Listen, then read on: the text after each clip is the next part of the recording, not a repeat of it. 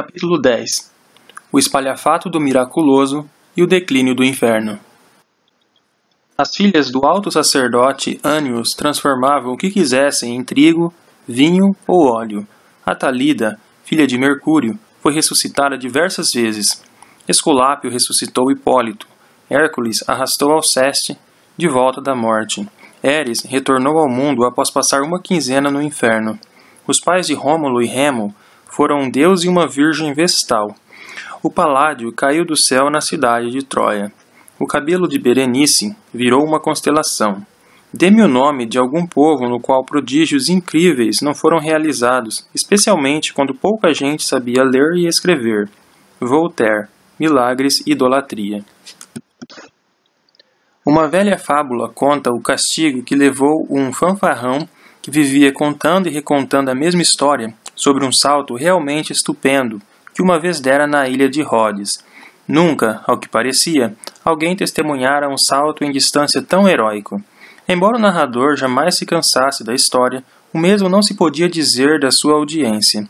Finalmente, quando ele mais uma vez tomou fôlego para relatar a história da grande façanha, um dos presentes o silenciou dizendo com rispidez: "Rique Rhodus, Rique salta. Aqui é Rhodes, salte aqui." Da mesma maneira que profetas e visionários e grandes teólogos parecem ter desaparecido, também a era dos milagres parece ter ficado em algum lugar no passado. Se os religiosos fossem sensatos ou tivessem confiança em suas convicções, deveriam dar as boas-vindas ao eclipse dessa era de fraude e mistificação. Mas a religião, mais uma vez, desacredita a si mesma, provando ser insuficiente para satisfazer os fiéis. Acontecimentos reais ainda são requeridos para impressionar os crédulos. Não temos dificuldade em ver isso quando estudamos os curandeiros e mágicos e adivinhos de culturas antigas ou mais remotas. Obviamente, foi uma pessoa esperta que primeiro aprendeu a predizer um eclipse e então usou esse evento planetário para impressionar e intimidar sua plateia. Antigos reis na Camboja calculavam o dia em que os rios Mekong e Bazak começariam a subida, enchente anual para se juntar, e sob a terrível pressão da água, com efeito, pareciam estar revertendo seu curso de volta para o grande lago em Tonle Sap. Relativamente em pouco tempo, havia uma cerimônia na qual o líder de indicação divina surgia e parecia ordenar às águas que corressem para trás. Moisés, às margens do Mar Vermelho, podia muito bem ter percebido uma coisa dessas. Em tempos mais modernos, o espetaculoso rei Sihanouk, do Camboja, explorou esse milagre natural com considerável efeito. Considerando tudo isso, é surpreendente como alguns desses milagres sobrenaturais parecem agora insignificantes, como no caso das sessões espíritas que com cinismo oferecem balbúcios do além para parentes dos saudosos falecidos. Nunca é dito ou feito nada de realmente interessante. Em relação à história da fuga noturna de Maomé para Jerusalém, disse que a marca do casco de seu cavalo, Boraque, ainda pode ser vista no local da mesquita de Al-Aqsa. Seria indelicado fazer a observação óbvia de que cavalos não podem voar nem voam. Mais pertinente é observar que as pessoas, desde o início da sua longa e exaustiva jornada através da superfície da Terra, fitando por dias a fio a traseira de uma mula, têm fantasiado sobre como acelerar esse tedioso processo. Folclóricas botas de 7 léguas podem dar a quem as usa uma elasticidade na passada, mas isso é só um remendo no problema. O verdadeiro sonho, durante milhares de anos, envolvia a inveja das aves, descendentes de penas dos dinossauros, como sabemos, e o anseio de voar. Carruagens no céu, anjos que podiam planar livremente nas correntes térmicas, é fácil demais ver a raiz do desejo. Assim, o profeta fala do anseio de cada camponês que desejava que seu animal pudesse alcançar voo e seguir no ar. Mas, com poder infinito, seria de imaginar a possibilidade de fabricar um milagre mais impressionante e menos simplório. A levitação também desempenha um vasto papel na fantasia cristã, como confirmam as histórias da Ascensão e Assunção. Naquela época, Pensava-se que o céu era uma bacia e o clima comum uma fonte de portento e intervenções. Dada essa patética limitada visão do cosmo, o acontecimento mais trivial podia parecer milagroso, enquanto um acontecimento realmente capaz de nos estarrecer, tal como o sol parar de se mover, podia, ainda assim, parecer um fenômeno local. Assumindo que um milagre seja uma mudança favorável na ordem natural, a última palavra sobre o tema foi escrita pelo filósofo escocês David Hume, que nos concedeu livre-arbítrio sobre o assunto. O milagre é uma perturbação ou distúrbio no curso esperado e estabelecido das coisas. Isso poderia envolver qualquer coisa, desde o sol nascer no oeste até um animal de repente sair por aí recitando versos. Muito bem, então o livre-arbítrio também envolve decisão. Se parece que você está presenciando alguma coisa dessas, há duas possibilidades. A primeira é que as leis da natureza foram suspensas em seu favor. A segunda é que você está interpretando mal ou sofrendo de delírio. Assim, a probabilidade da segunda deve ser pesada contra a probabilidade da primeira. Se você só ouve um relato do milagre de segunda ou terceira mão, as chances precisam ser ajustadas em conformidade com isso antes de decidir dar crédito a uma testemunha que alega ter visto algo que você não viu. E se você está separado da visão por muitas gerações e não tem corroboração independente, as chances precisam ser ajustadas ainda mais drasticamente. Mais uma vez, poderíamos recorrer ao confiável Ockham, que nos advertiu para não multiplicar contingências desnecessárias. Logo, permita-me dar um exemplo antigo e um moderno.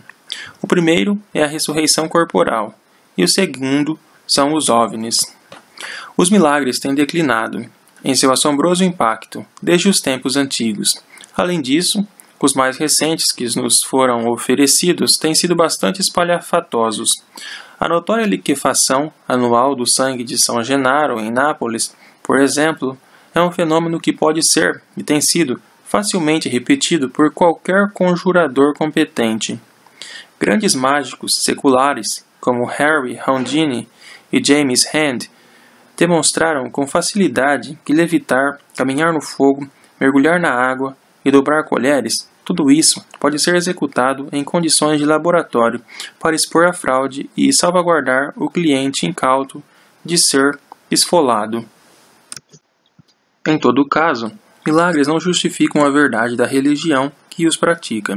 Arão supostamente venceu os mágicos do faraó numa competição aberta, mas não negou que eles também eram capazes de realizar prodígios. No entanto, por algum tempo, não tem sido alegada nenhuma ressurreição, e nenhum xamã que se proponha a fazê-la concordou em reproduzir seu truque de modo a sustentar um desafio. Logo, devemos perguntar a nós mesmos: será que a arte da ressurreição desapareceu? Ou estamos nos baseando em fontes duvidosas? O Novo Testamento em si é uma fonte altamente duvidosa. Um dos achados mais espantosos do professor Bart Ehrman é que o relato da ressurreição de Jesus no Evangelho de Marcos só foi acrescentado muitos anos depois. Mas, segundo o Novo Testamento, a coisa podia ser feita de modo quase lugar comum. Jesus conseguiu 2 vezes, nos casos de outras pessoas, levantando tanto Lázaro quanto a filha de Jairo, e parece que ninguém achou que valia a pena entrevistar qualquer um dos sobreviventes para perguntar acerca de suas extraordinárias experiências. E tampouco parece que alguém guardou algum registro sobre esses 2 indivíduos terem morrido, outra vez ou não, ou então como morreram. Se permaneceram imortais, então entraram para a antiga companhia do judeu errante, que foi condenado pelo cristianismo inicial a ficar andando para sempre depois de ter encontrado Jesus na via dolorosa. E esse sofrimento foi infligido a um mero espectador para realizar a profecia, que de outra forma não teria se realizado, e que Jesus viria novamente durante o tempo de vida de pelo menos uma pessoa que o vira na primeira vez. No mesmo dia em que Jesus encontrou o desafortunado vagabundo, ele próprio foi executado com revoltante crueldade. momento em que, conforme o Evangelho de Mateus 27, 52 e 53, os sepulcros se abriram e os corpos de muitos santos que haviam morrido foram ressuscitados. E deixando as sepulturas, logo após a ressurreição de Jesus, entraram na cidade santa e apareceram para muitas pessoas. Isso parece incoerente, uma vez que os cadáveres, ao que parece, se ergueram no momento da morte na cruz e da ressurreição, mas é narrado no mesmo tom casual que o terremoto, o rasgo no véu do templo, dois outros eventos que não atraíram a atenção de nenhum historiador, e os comentários reverentes do centurião romano. Essa suposta frequência de ressurreição só serve para solapar o caráter único daquele, por meio de quem a humanidade obteve perdão dos pecados, e não há culto ou religião antes ou depois, de Osíris ao vampirismo e o voodoo, que não se apoia em alguma crença inata nos mortos-vivos. Até hoje, os cristãos discordam quanto ao que acontecerá no dia do juízo. Você receberá de volta sua velha carcaça de corpo que já morreu ou será reequipado ganhando alguma outra forma. Por enquanto, e fazendo uma revisão até mesmo das alegações feitas pelos fiéis, pode-se dizer que a ressurreição não provaria a verdade da doutrina do homem morto, nem sua paternidade, nem a probabilidade de um novo retorno em forma carnal e irreconhecível. Todavia, mais uma vez, muita coisa está sendo provada. A ação de um homem que se apresenta de forma voluntária para morrer por seus semelhantes é universalmente encarada como nobre. A alegação adicional de não realmente morto torna todo o sacrifício uma trapaça exibicionista. Logo, aqueles que dizem que Cristo morreu pelos nossos pecados, quando ele de forma nenhuma morreu de verdade, estão fazendo uma afirmação que é falsa em seus próprios termos. Não tendo testemunhos confiáveis ou consistentes, por exemplo, no que se refere ao período de tempo necessário para certificar uma tão extraordinária alegação, estamos enfim autorizados a dizer que temos o direito, se não a obrigação, de nos respeitarmos o suficiente para desacreditar coisa toda. Isso é, a menos que, ou até que, seja apresentada uma evidência superior, o que até agora não ocorreu, e alegações excepcionais exigem evidência excepcional. Passei grande parte da minha vida como correspondente e há muito tempo me acostumei a ler relatos de primeira mão dos mesmos acontecimentos que eu havia presenciado, escritos por pessoas em quem eu geralmente confiava, que não estavam de acordo com o meu próprio relato. Nos meus dias de correspondente da Fleet Street, em Londres, cheguei a ler histórias impressas sob meu próprio nome que não eram reconhecíveis para mim depois que os subeditores haviam acabado com elas. E já entrevistei algumas centenas de milhares de pessoas que alegam ter tido encontros direto com naves espaciais ou tripulações de naves espaciais de outras galáxias. Algumas delas são tão vívidas e detalhadas e tão comparáveis a outros depoimentos de outras pessoas que não podem ter comparado anotações, que alguns acadêmicos impressionáveis propuseram que lhes concedamos a presunção da verdade. Mas aqui entra a óbvia razão ocamista de por que seria absolutamente errado fazê-lo. Se a enorme quantidade de contatos e abduzidos estão dizendo uma partícula mínima de verdade, então se conclui que seus amigos alienígenas não estão tentando manter sua existência em segredo. Bom, nesse caso, então, por que não ficam parados, quietos, por algo mais que uma única foto rápida?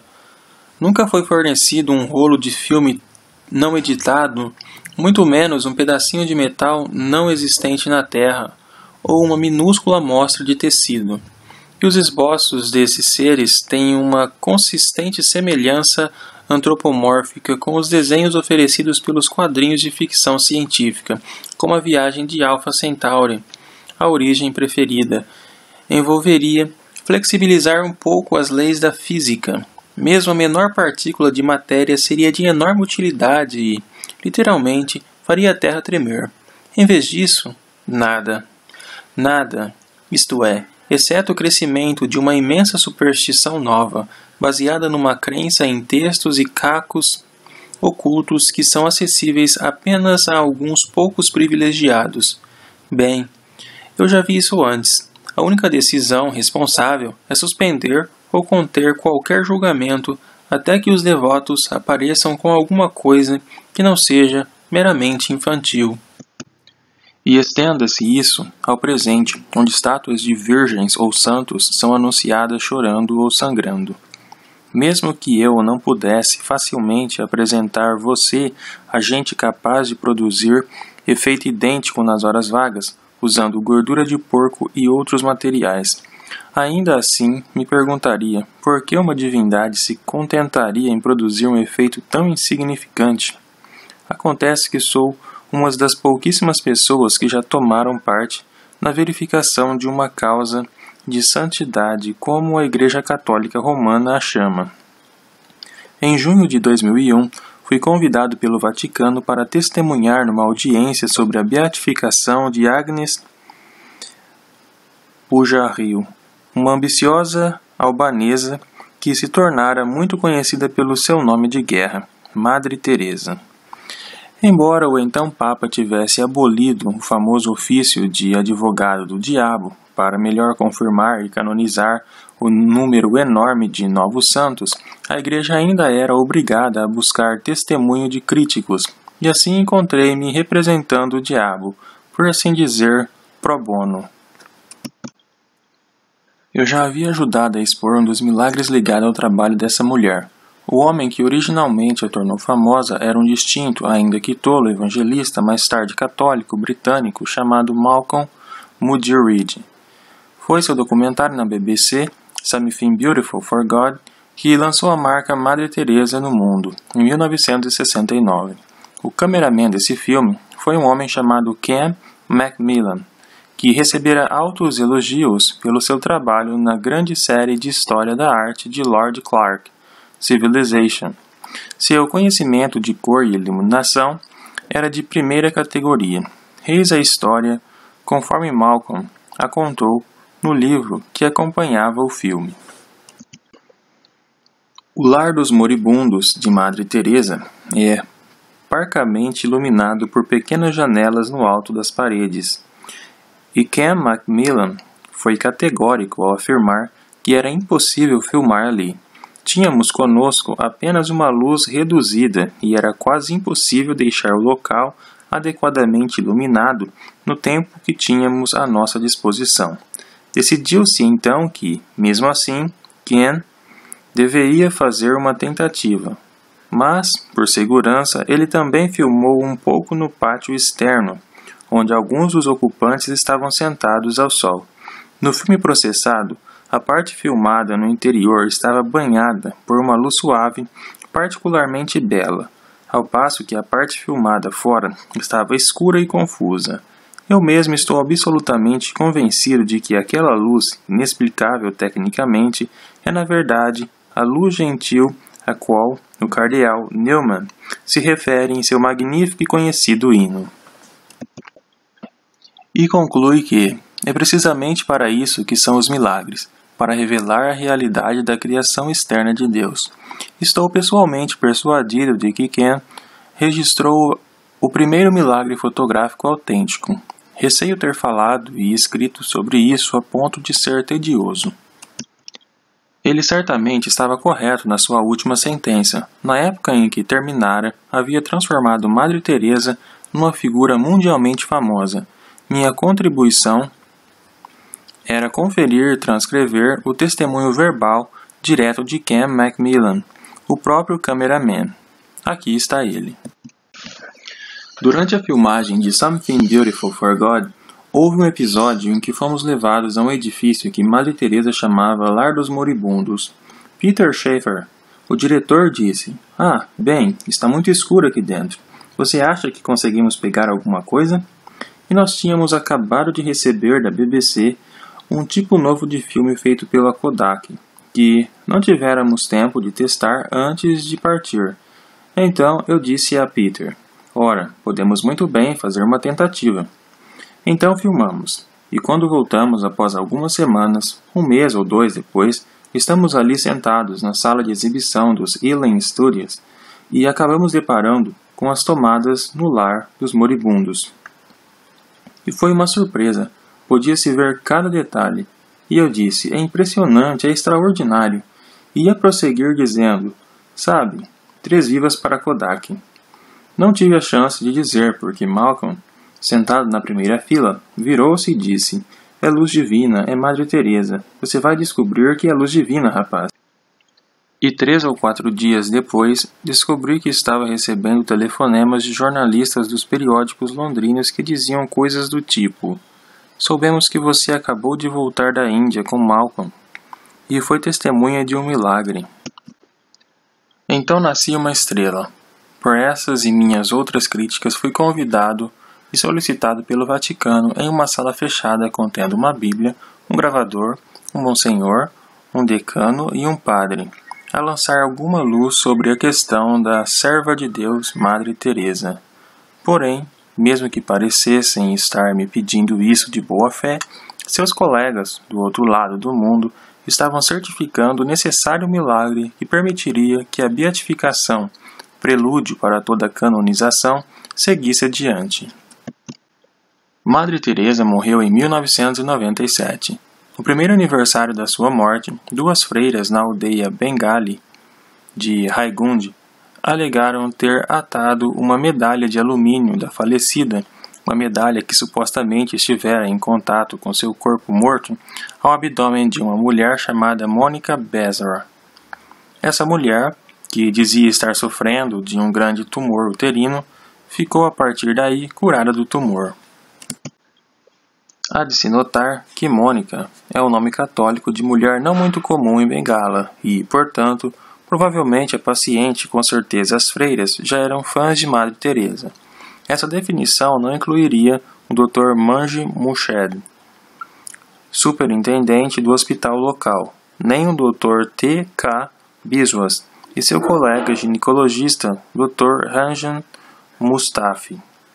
Todos os 3 se apresentaram dizendo que a senhorita Bezra estivera sofrendo de tuberculose e de um cisto no ovário, e fora tratada com êxito de ambas as aflições. Dr. Murshed estava particularmente aborrecido pelas numerosas ligações que recebera da Ordem de Madre Teresa, as missionárias da caridade, pressionando-o a dizer que as curas tinham sido milagrosas. A própria paciente não serviu como sujeito de entrevista, muito impressionante, falando rápido demais porque, como ela disse, de outra forma, poderia esquecer e pedindo que fosse poupada de algumas perguntas por ter de lembrar. Seu próprio marido, o homem chamado Seuko Murmu, quebrou o silêncio após algum tempo para dizer que a esposa fora curada por tratamento médico comum e regular. Qualquer supervisor de hospital em qualquer país lhe dirá que às vezes pacientes têm recuperações impressionantes, da mesma maneira que pessoas saudáveis muitas vezes ficam gravemente doentes de forma inexplicável. Aqueles que desejam certificar milagres talvez queiram dizer que tais recuperações não têm explicação natural, mas isso não significa absolutamente que haja uma explicação sobrenatural. Nesse caso, porém, não houve nada nem remotamente surpreendente no retorno da senhorita Bezra à saúde. Alguns distúrbios familiares têm sido tratados com métodos bem conhecidos. Estavam sendo feitas alegações extraordinárias sem ao menos uma evidência comum. Contudo, em breve chegará em Roma o dia em que uma vasta e solene cerimônia proclamará a santidade de Madre Teresa, uma mulher cuja intercessão pode trazer melhoras à medicina em todo o mundo. Isso não constitui um escândalo por si só, mas postergará ainda mais o dia em que os aldeões indianos deixarão de confiar em curandeiros e faquires. Em outras palavras, muita gente morrerá sem necessidade como resultado desse falso e desprezível milagre.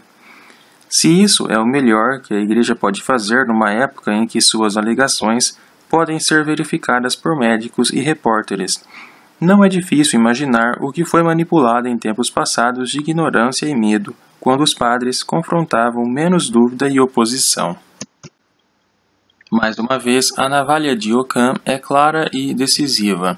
Quando são oferecidas duas explicações, deve-se descartar aquela que explica menos, ou não explica absolutamente nada, ou levanta mais perguntas que respostas. O mesmo vale para aquelas ocasiões em que as leis da natureza são aparentemente suspensas de uma maneira a não oferecer alegria ou provável consolo. Desastres naturais não são, na verdade, violações das leis da natureza e, sim, parte da inevitável flutuação dentro delas, mas têm sido sempre usados para amedrontar os crédulos com a grandeza da desaprovação de Deus. Os primeiros cristãos, operando em zonas da Ásia Menor, onde terremotos eram e são frequentes, reuniam multidões quando um templo pagão desabava, instando as pessoas a se converterem enquanto ainda era tempo. A colossal explosão vulcânica em Krakatoa, no fim do século XIX, provocou uma enorme guinada para o Islã entre a aterrorizada população da Indonésia. Todos os livros sagrados falam animadamente de enchentes, furacões, raios e outros portentos. Após o terrível tsunami asiático de 2004 e após a inundação de Nova Orleans em 2005, homens bastante sérios e cultos como o arcebispo da Cantuária ficaram reduzidos ao nível de camponeses estupeficados quando agonizaram em público tentando interpretar a vontade de Deus nessa questão. Mas, ao se ater à mera premissa, baseada num conhecimento absolutamente certo de que vivemos num planeta que ainda está esfriando, tem um núcleo fundido, falhas e fendas na crosta e um sistema climático turbulento, então, simplesmente, não é necessária tamanha ansiedade. Tudo já está explicado. Não consigo ver por que os religiosos são tão relutantes em admitir isso. Essa admissão os libertaria de todas as questões fúteis sobre por que Deus permite tanto sofrimento, mas, pelo visto, esse aborrecimento é um pequeno preço a pagar para manter vivo o mito da intervenção divina. A suspeita de que uma calamidade pode ser também uma punição é ainda assim mais útil na medida em que permite uma infinidade de especulação.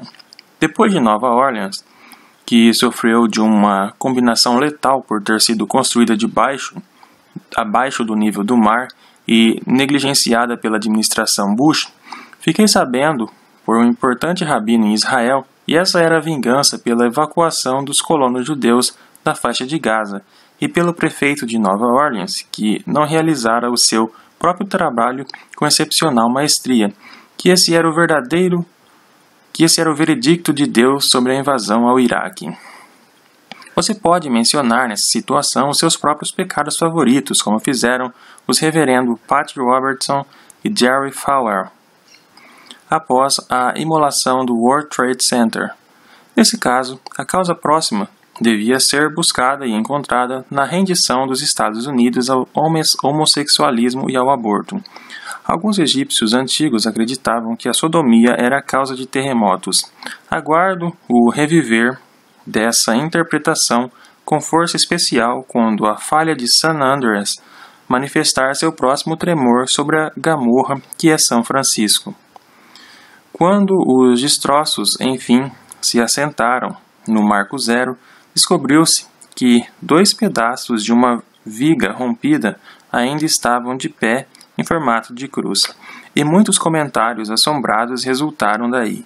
Como toda a arquitetura sempre envolveu vigas cruzadas, seria de surpreender que uma característica dessa não aparecesse.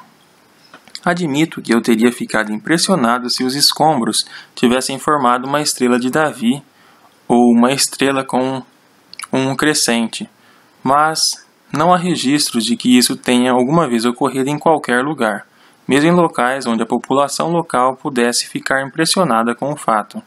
E lembre-se, os milagres devem supostamente ocorrer sob o comando de um ser que é onipotente, além de onisciente e onipresente. Seria de esperar a ocorrência de exibições mais magníficas do que as que parecem sempre acontecer. A evidência para a fé, portanto, parece deixar a fé com um aspecto ainda mais fraco do que se ela ficasse de pé sozinha, sem qualquer apoio. O que pode ser afirmado sem evidência também pode ser desprezado sem evidência. E isso é ainda mais verdadeiro quando a evidência eventualmente oferecida é tão esfarrapada e é interesse próprio. O argumento de autoridade é o mais fraco de todos os argumentos. Ele é fraco quando enunciado de segunda ou terceira mão. O bom livro diz, e é ainda mais fraco quando enunciado de primeira mão, como toda criança sabe ao ouvir o pai ou a mãe dizer, porque eu estou mandando. E como todo pai ou mãe sabe quando se vê reduzido a pronunciar as palavras que um dia julgou tão inconvincentes. Não obstante, é preciso certo salto de outro tipo para se ver afirmando que toda religião é inventada por mamíferos comuns e não possui nenhum segredo ou mistério. Por trás do véu de Oz, não há nada mais a não ser blefe. Será que isso pode ser realmente verdade? Como alguém que sempre se impressionou pelo peso da história e da cultura, eu continuo me fazendo essa pergunta. Será então que foi tudo em vão a grande luta dos teólogos e eruditos e os estupendos esforços de pintores e arquitetos e músicos para criar algo duradouro e maravilhoso que servisse de testemunho para a glória de Deus? De jeito nenhum. Para mim não importa se Homero foi uma pessoa ou muitas, ou se Shakespeare era um católico secreto ou um agnóstico no armário.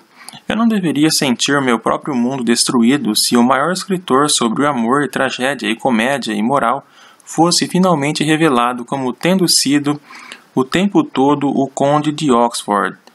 Embora devo acrescentar que para mim é importante sua autoria exclusiva, e eu ficaria entristecido e diminuído em saber que o homem era Bacon.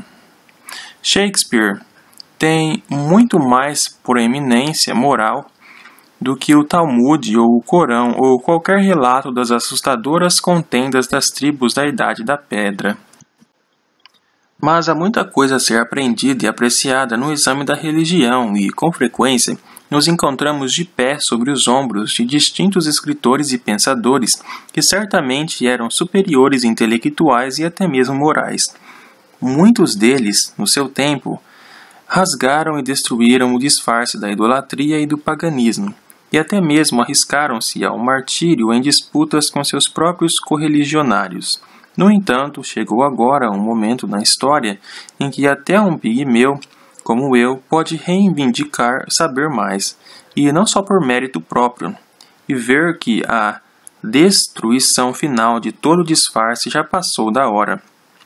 Entre elas, as ciências da crítica textual, arqueologia, física e biologia molecular demonstraram que os mitos religiosos são falsos e criados pelo homem, e também tiveram êxito em desenvolver explicações melhores e mais esclarecidas. A perda da fé pode ser compensada pelos assombros mais novos e maiores que temos diante de nós, bem como por uma imersão na quase miraculosa obra de Homero e Shakespeare, e Milton e Tolstói e Proust, toda ela também criada pelo homem, embora às vezes nos perguntemos se é isso mesmo, como no caso de Mozart. Posso dizer isso como alguém cuja fé secular tem sido abalada e descartada, não sem sofrimento. Quando eu era um marxista, não mantinha minhas opiniões como uma questão de fé, mas tinha sim a convicção de que algum tipo de teoria unificada de campo poderia ter sido descoberta. O conceito de materialismo histórico dialético não era absoluto e não tinha qualquer elemento sobrenatural, mas tinha sim seu elemento messiânico, na ideia de que um momento derradeiro poderia chegar e com toda certeza tinha seus mártires e santos e doutrinadores e, após algum tempo, seus papados rivais mutuamente excomungadores. E teve também seus cismas e inquisições e caças a hereges. Fui membro de uma seita dissidente que admirava Rosa Luxemburgo e Leon Trotsky. E posso decididamente dizer que nós também tínhamos nossos profetas. Rosa Luxemburgo parecia quase uma combinação de Cassandra e Jeremias, quando trovejou as consequências da Primeira Guerra Mundial. E a grande biografia em 3 volumes de Leon Trotsky, escrita por Isaac Deutscher, tinha o título O Profeta. em seus 3 estágios: armado, desarmado e banido. Quando jovem, Deucer fora treinado para o rabinato e teria dado um brilhante talmudista, assim como Trotsk. Eis o que diz Trotsk, antecipando o gnóstico evangelho de Judas sobre a forma como Stalin assumiu o comando do partido bolchevique. Dos 12 apóstolos de Cristo, somente Judas revelou-se traidor, mas se tivesse adquirido poder, teria representado os outros 12 apóstolos como traidores, e também todos os apóstolos menores, que Lucas enumera como 70. E aqui, nas arrepiantes palavras de Deucer, eis o que aconteceu quando as forças pronazistas na Noruega forçaram o governo a negar asilo a Trotsk e deportá-lo mais uma vez para vagar pelo mundo até encontrar a morte. O velho encontrou-se com o ministro do exterior norueguês, Tredvilai, e outros, e então Trotsk ergueu a voz de modo que ela ressoasse pelos salões e corredores do ministério. Esse é o seu primeiro ato de rendição ao nazismo no seu próprio país. Vocês pagarão por isso. Julgam-se livres e seguros para lidar com o exilado político como bem entendem. Mas está próximo o dia, lembrem-se disso, está próximo o dia em que os nazistas os expulsarão do seu próprio país, todos vocês. Lai deu de ombros diante dessa estranha profecia. No entanto, menos de 4 anos depois, esse mesmo governo teve realmente de fugir da Noruega ante a invasão nazista e, enquanto os ministros e o idoso rei Haakon estavam na costa amontoados, esperando ansiosamente a embarcação que deveria levá-los para a Inglaterra, lembraram-se com reverência das palavras de Trotsk, como a maldição de um profeta se realizando. Trotsk tinha uma sólida crítica materialista que lhe possibilitava ser presciente, de modo nenhum o tempo todo, mas de forma impressionante em algumas ocasiões. E é certo que tinha um senso expresso em seu emotivo ensaio Literatura e Revolução, do insaciável anseio dos poderes e oprimidos para se erguerem acima do mundo estritamente material e conquistarem algo transcendente. Durante boa parte da minha vida, compartilhei dessa ideia e ainda não abandonei de todo. Mas chegou uma época em que não pude me proteger, e na verdade não queria me proteger da investida de realidade. O marxismo, eu reconhecia, tinha suas glórias intelectuais, filosóficas e éticas, mas estavam no passado. Algo desse período heróico talvez pudesse ser retido, mas o fato tinha de ser encarado. Não havia mais nenhum guia para o futuro. Além disso, o próprio conceito de uma solução total havia levado aos mais apavorantes sacrifícios humanos e à invenção de justificativas para eles. Aqueles de nós que tinham buscado uma alternativa racional para a religião haviam chegado a um término que era igualmente dogmático. O que mais poderia se esperar de algo produzido pelos primos próximos dos chimpanzés? Infalibilidade? Ah, sim, caro leitor, se você chegou até aqui e descobriu a sua própria fé solapada, como eu espero, estou disposto a dizer que, em alguma medida, sei pelo que você está passando. Há dias em que sinto falta das minhas velhas convicções como se elas fossem um membro amputado, mas, em geral, sinto-me melhor, e não menos radical. E você também se sentirá melhor, eu garanto, uma vez que tenha abandonado o doutrinário, permitindo que sua mente, não acorrentada, conduza seu próprio pensar.